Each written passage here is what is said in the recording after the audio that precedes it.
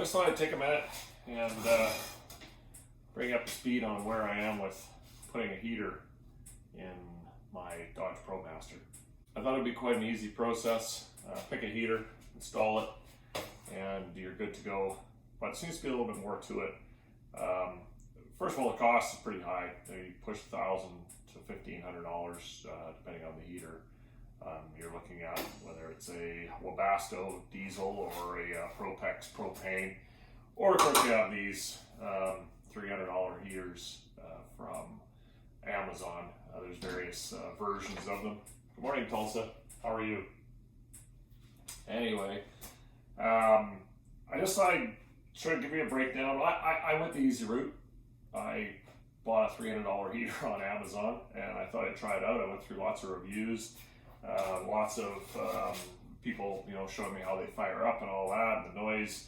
I thought, oh yeah, for the amount of use I'm going to really get out of the heater, this would probably be a good way to go. Covers the bases on chilly mornings, that sort of thing. But I'm going to kind of just show you inside what these are, so you can actually see what it is. So this portion down here is basically exactly the same as what you would see in the Webasto. This is the fuel tank. Then on top of that, you can see there's a bit of fuel in it. I did try it and run it for a bit, and it does as advertised. It's fairly quiet. It's nothing terrible compared to the Webastos, which I happen to know from heavy trucks and so on. They make a fan noise that's pretty high. They do put out a great amount of heat. This would have no issue heating the van, but for my installation, I think that's where I decided that I wasn't going to put this in. It has the input, I can't tip it over too much, but it has the input and output on the bottom. The two, one is the combustion air in, and the other is the heat out. They give you the hoses for those. They're not great, but they're not terrible. Then this is a little piece of venting they give you to put on the front to go to wherever you're gonna have your vent and your heater for outputting. Where my problem came was that this tube, and if you do a little more research, which I guess I should have done earlier, heats up to over 400 degrees. And you're supposed to clamp it on the bottom and then run it down through your van and then along and out the side. But I'm just going to show you now why I'm not putting the inexpensive one in. Is you see the distortion on the pipe right here. So this whole flange is distorted, and that's distorted from the heat of the exhaust, and that's what bothered me. I could probably go find a better piece of pipe and that's maybe sturdier or better quality or whatever, and fasten it on, but in the end I just decided I did not want 400 degree air going through a pipe down through my floor underneath my cabinet. So the answer for me is I'm putting in a Propex Propane heater. You'll now see the installation of. And this, I have my sticker from Amazon to go back on the box and send it back where it comes from. I think this would be great in a shop. I think this would be great in other places, but not in my van. So we sent back the $300 Chinese diesel heater. And as I said, I was going to order an upgraded version. Oh, the Propex Propane heater. Read through the instructions, of course, on installing it, and I was getting ready to unbox it and I'll look at all the parts before we start the install. So the first thing we have, which actually doesn't come in a box, is this. And this made down at Handy Dandy Guys WT Welding. It's just basically an aluminum plate, 2 1-inch holes in the top. You could have them drilled or drill them yourself, and a piece of box steel on the bottom to cover it. So basically what's going to happen is grind a hole in the floor the size of this, and then I'm going to drop this into it, and the plywood will just come to here, and my combustion and exhaust pipes will drop through there and come out the bottom. This will protect anything from any kind of excessive heat around my plywood and so on. So anyway, that's a handy little piece to have. So these two look like the hoses for the combustion and for the exhaust, and they're what will go through the holes. This is a digital thermostat. These are made in Italy. Black trim piece to go around it. This is a nice upgrade. To buy this separately is about $100, I believe, but it comes with the kit that I got, which is the single vent H2800. Yeah, there's an on-off switch, and a fuse, a couple of zip straps, ties, and so on. So this is the heater itself. I believe it's 16 by 8 by 4. One of the first things about this that I noticed right away, we have the exhaust and the combustion air here, and this is the reduction piece they want you to use to push onto here, and then there's a fitted hose clamp that goes around there. This is actually a piece of rubber. What that tells me is that the exhaust air here will be nowhere near the 400 degrees plus that the Chinese heater is. So that for me right away is a good sign. These are a little bit more money, but with that kind of safety, I think this is going to be a superior product. I'm going to go look for a good place. I have an idea it was going to go into the sink. I'm going to have a look at that, see if it's still feasible, and we'll start our install. So I've just made a shelf for the heater to sit on. It's going to go underneath the sink. It's going to fit right back there, just kind of behind the drain piece there. So I'm underneath the van here, and I was looking for a place to bring the pipes down. I found a nice area just by the door, right underneath the sink, right where I wanted it. I've just drawn a hole where I'm going to cut to put my flange in. You can see that hole there. That's the one that pushed up, and I was able to locate where it is into the sink. So you can see where that hole is right there that came up from underneath. So here we have the hole now cut in the bottom, and the wood you see inside there is my cabinet bottom. So I'll be cutting a hole through there. But this is the flange. If I can do this upside down, it's just going to push up into there, and my exhaust pipes and so on will fit through. I got 4 holes drilled, and I've cleaned off the dust and so on around the hole here. Just going to wait for it to dry, and then fill it with silicone, stick it back up, throw some screws in it, and then we're ready to go at the top. So there's my flange ready to go. I use silicone around the outside edge here, and this is the window sealant. It's an industrial sealant. Can't remember the name of it. Anyway, it's pretty good for water. The fit is quite tight up there, but I have filled it up quite a bit. I am going to have to push hard to get it up, and there'll be lots oozing out. And then we'll throw the screws in, and that should be set and pretty waterproof.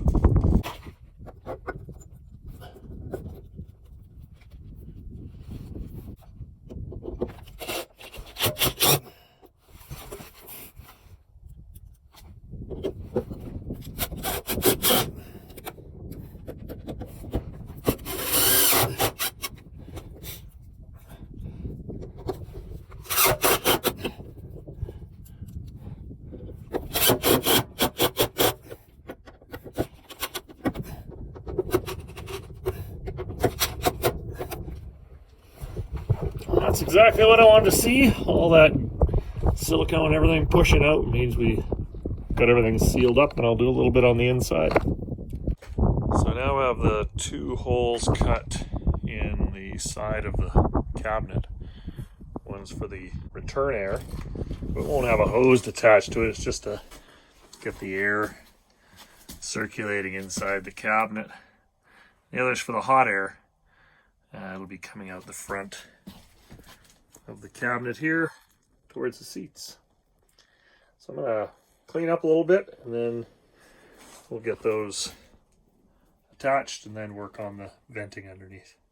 Underneath the van where we were working before, now I have my exhaust hose there, and my intakes up there, and with the clamps that they gave me I was able to fasten them. And up in here is where we ran it up through the flange that I had made out of aluminum. It's a fairly tidy system, and it's fairly quiet when it's outside the van. So I have my other vent here hooked up, and that goes back there to the heat side. This is my intake. My intake will have lots of room to pull some air from there. And here's my exhaust and combustion air hooked up. The rear one, or the one on the right, is the combustion air, and the one on the left is the heat exhaust. So we shielded it a little bit going through the hole, but I think it's going to be fairly cool coming out of there, considering those two blue things are rubber. And there's our electrical setup there. Right now I'm going to put a hole in the corner there. I'm going to go underneath my drawers and up through the wall and end up there for my thermostat. So at the very back there, that's where I have my electrical connection coming in. And you can also see where my copper tube goes through my shelf unit. The power wire for the furnace runs up and across, and it ties in to my DC power unit back here with a 5-amp breaker. For now, I got a 25-pound bottle right there. I'm probably going to get a little 10-pound, slide it in there. These things seem to be quite efficient. So I just turned on my touchscreen here for my battery power. You can see I'm pulling 9 watts. Fan for the composting toilet's running right now. And I'm just going to turn my lights on, overhead lights on. And it should run up about 26 watts being pulled out of the battery. I have 36 going in. It's a little bit overcast and I'm not sitting in the right direction. But anyway, so we're on at 26 watts. So what I'm going to do now is come over to the thermostat, digital thermostat for the Propex. And I'm just going to turn it up a few degrees. And I'm going to let it kick in. You'll hear it in a second start to come on.